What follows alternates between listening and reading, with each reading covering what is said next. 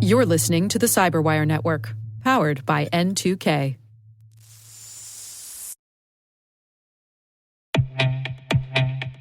Identity is a top attack vector.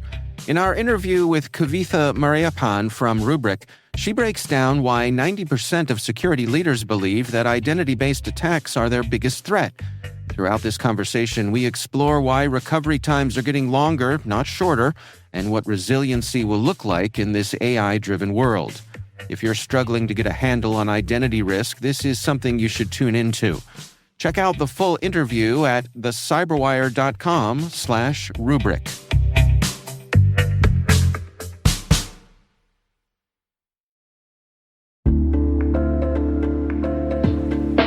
Maybe that's an urgent message from your CEO, or maybe it's a deepfake trying to target your business. Doppel is the AI-native social engineering defense platform fighting back against impersonation and manipulation. As attackers use AI to make their tactics more sophisticated, Doppel uses it to fight back, from automatically dismantling cross-channel attacks to building team resilience and more. Doppel, outpacing what's next in social engineering. Learn more at doppel.com. That's DOPPEL.com.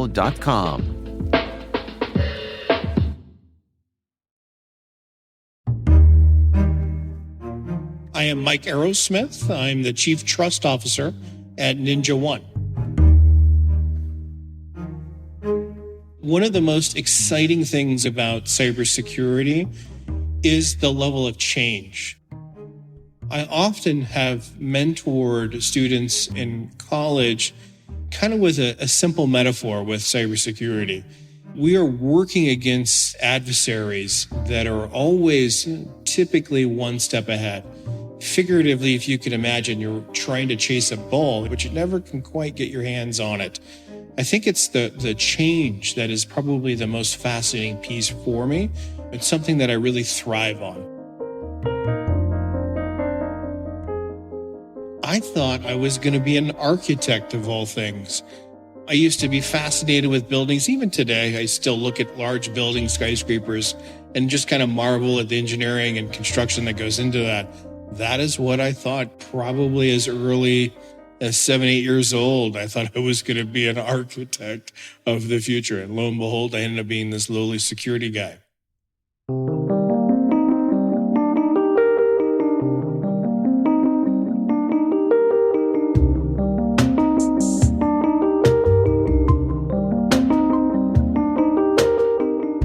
I kind of grew up during the technology revolution. So video games were introduced.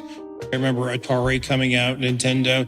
So technology was kind of building. And then when the big .com boom hit, I think that was the first signal to me that technology was probably the wave of the future. At that time, I was working for FedEx, really excited to think about the career and possibilities, and kind of from there jumped into a small startup called Reserve Interactive that was working in the hospitality industry. And that kind of set me off down the path of kind of a technology-based career.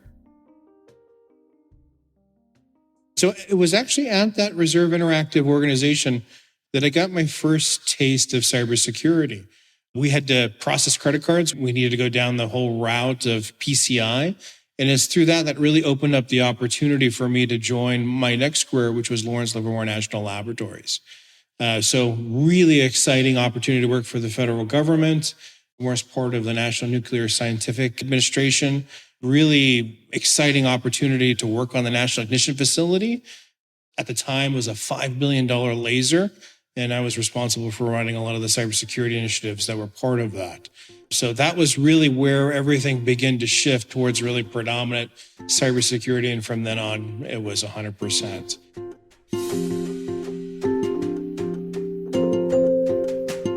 Today, I'm responsible for the cybersecurity program, our IT organization, as well as our cloud operations, or how we deliver products to our customers.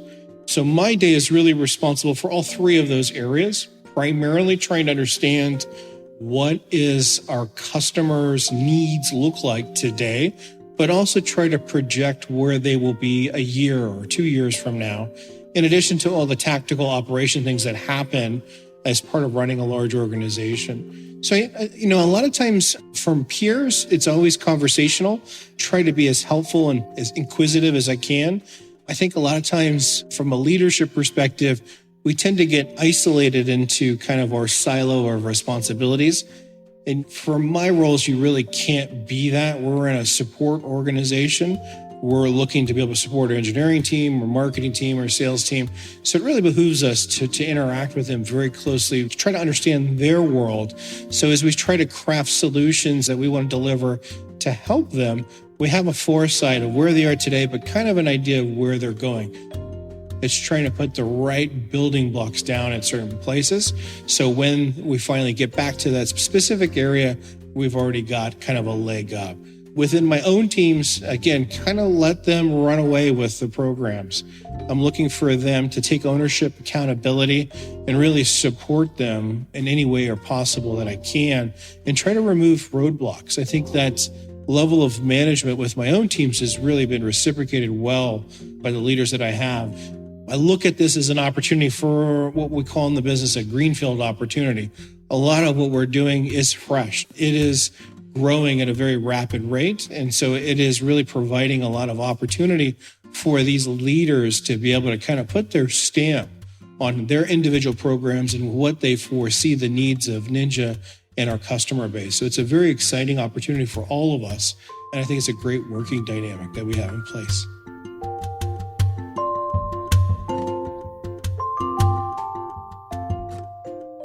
I think the biggest advice I can give to individuals is the adaptation or the acceptance that change is part of every day of our lives.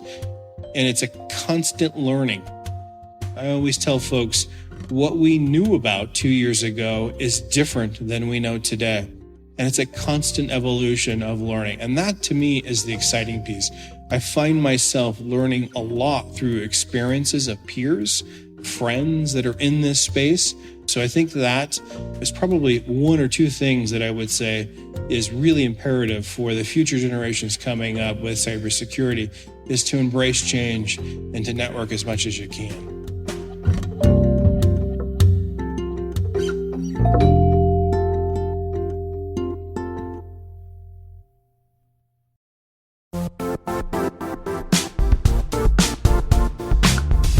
If you only attend one cybersecurity conference this year, make it RSAC 2026.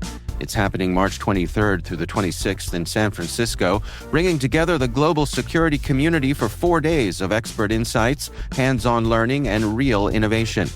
I'll say this plainly, I never miss this conference. The ideas and conversations stay with me all year. Join thousands of practitioners and leaders tackling today's toughest challenges and shaping what comes next. Register today at rsaconference.com/cyberwire26. I'll see you in San Francisco.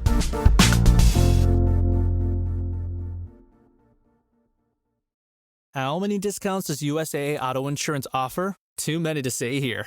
Multi-vehicle discount, safe driver discount, new vehicle discount, storage discount, legacy. How many discounts will you stack up? Tap the banner or visit USAA.com/auto discounts. Restrictions apply.